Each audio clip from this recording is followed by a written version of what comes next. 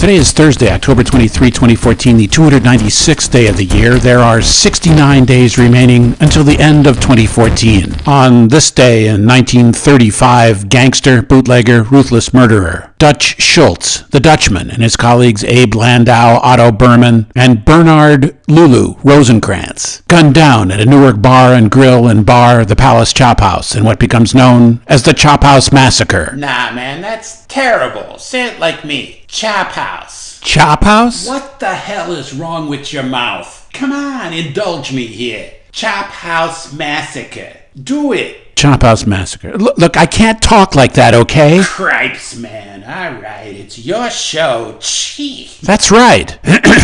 Born Arthur Simon Flegenheimer in the Bronx, New York, on August 6, 1901, he's neither Dutch nor a Schultz.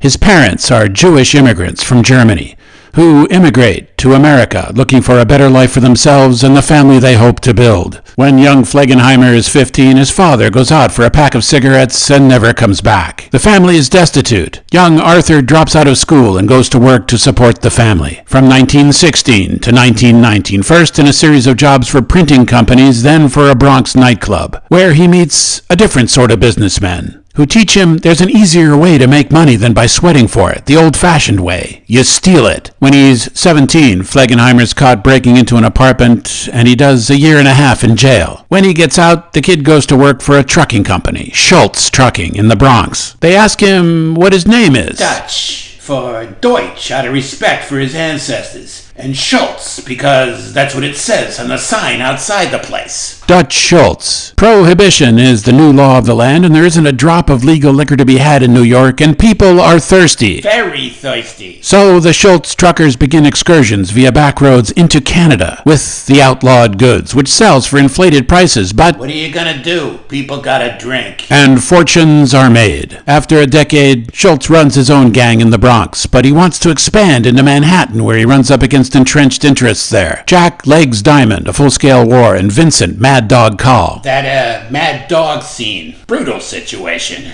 To curry favor with the Italians who are the seat of power in the city, notably Charles Lucky Luciano, Dutch Schultz converts to Roman Catholicism. Schultz never on less than shaky ground with the five families. He goes downtown to the commission and tells them he'll take out the zealous New York prosecutor, later also ran presidential candidate Thomas E. Dewey, whose campaign to rein in organized crime in the city is starting to do some damage. But the verdict of the families is that Schultz's idea is way too dangerous, that murdering Dewey would only bring down more heat. It's insane, says Joe Bonanno. It's bad for business. The Italian bosses order him to back off the Dewey option. Schultz is furious, accuses the commission of selling him out. The commission sees Schultz as unhinged, a distinct liability. Albert Anastasia contacts Louis Lepke Buchalter, who runs a gang of contract killers later known in the funny papers as Murder Incorporated. Hitman Charles Workman and Mendy Weiss find Schultz and several of his closest associates, Otto Berman, Abe Landau, Lulu Rosenkrantz, on this day in 1935 at the Palace Chophouse in Newark. The Dutchman lingers for 22 hours.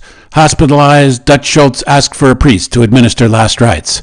A convert, Schultz says he believes Jesus has spared him from prison. Man, that guy don't know the half of it. Did I ever tell you about my Uncle Mo? No, sir, you never did. Okay. Sorry, man. Gee, am I bothering you? In a wide and varying range of consciousness, the Dutchman carries on a sometimes lucid, sometimes incoherent stream of consciousness monologue with his mother, his wife, the police, his priest, hospital staff members present before, at 6:40 p.m., October 24, 1935, slipping into unconsciousness. Arthur Flegenheimer dies less than 2 hours later.